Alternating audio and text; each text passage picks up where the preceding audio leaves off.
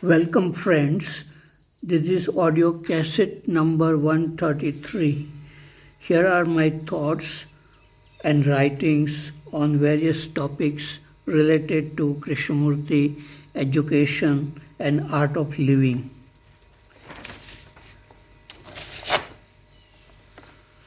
It seems to me that Krishnamurti had three distinct personalities.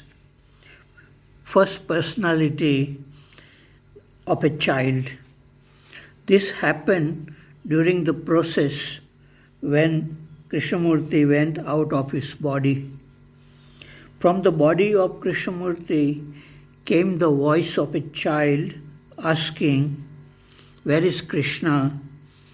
They are coming," etc.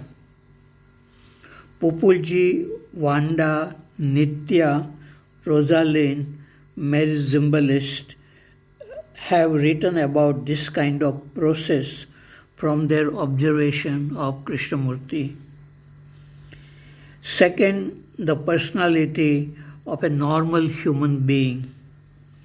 This personality was alive during his conversations with close friends like Mary Zimbalist, Scott, and many others. K could be afraid of going into the dark alone. There was fear of evil taking him away. He wanted two people to protect him. He could be angry, could be anxious about someone. He had great attraction for expensive things like cars, houses, dress, shoes, neckties, etc. Third, the personality of a Superman. This personality came during his public talks. There was great force working through him. The otherness manifested through his speech and expressions. This otherness also came once in a while when he was either alone or with one or two close friends.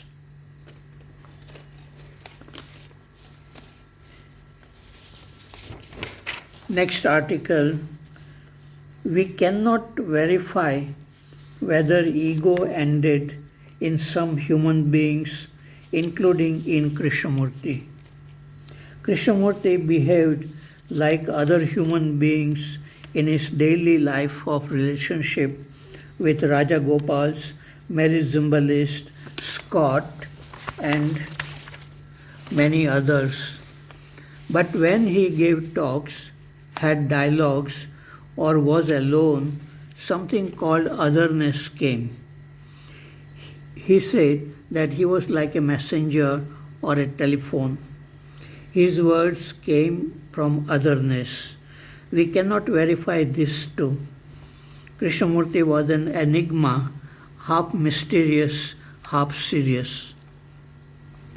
Traditional philosophers and mystics talk about the awakening of energy called Kundalini, which goes to the brain, and this transforms the brain.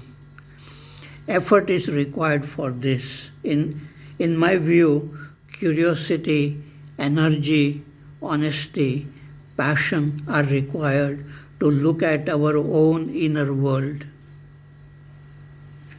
In some cases, while looking at the inner world, the burst of energy happens.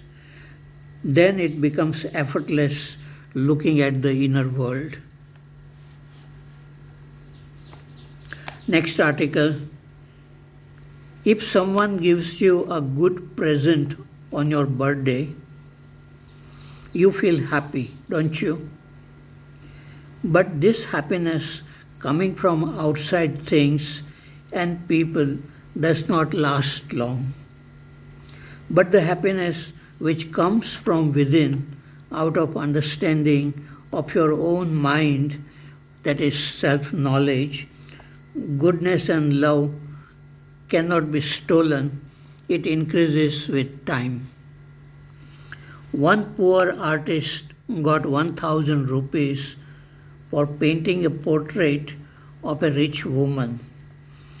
It was a good gift, but he gave all this money to his girlfriend whose mother was in the hospital and she needed money to buy medicines. The artist felt more happy in giving up money than receiving it. He says, "Though my pockets are empty, my heart is rich." He goes on dancing on streets. Mirabai and Kabir had found such happiness though they lived simply with inner richness. Their poems are sung all over India for more than 500 years. I spoke about happiness and self-discipline coming from within to students of class 6A today afternoon. I spoke about the art of listening, studying various subjects, punctuality, speaking clearly, my experiences as a student and a teacher, etc. They listened well, though it was the last period in the afternoon. They asked some questions. Their class teacher was present too. Next article.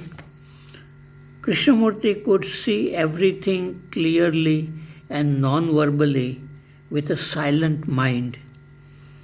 That seemed to be a natural, effortless state. He was like that from the young age, but the maturity of expressing himself came later.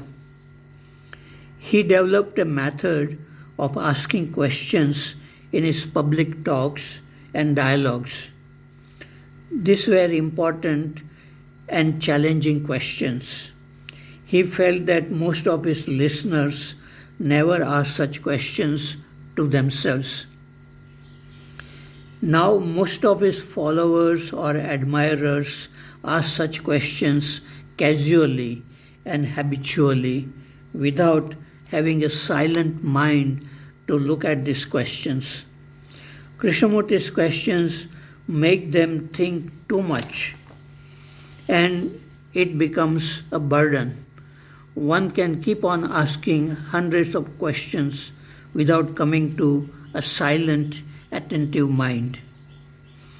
When I first came across a book of Krishnamurti in 1972, his questions seemed very important to me. I had not asked such questions before. I began to look deeper into my own mind instead of thinking more on his questions. A good question is a question which makes you look at your own mind with curiosity, intensity, honesty. Answer is not important. Looking is very important without thinking much. When you are able to look at your own mind clearly, even without asking questions, the inner working of your mind is seen clearly, directly. Then no book is required. The book of your own mind is read as it is being written every day. This is called the awakening of awareness or intelligence. Krishnamurti wanted to awaken this intelligence in his listeners and readers. But this is very rare. It seems. It is easy to complicate Krishnamurti's teachings by thinking and explaining in too many words.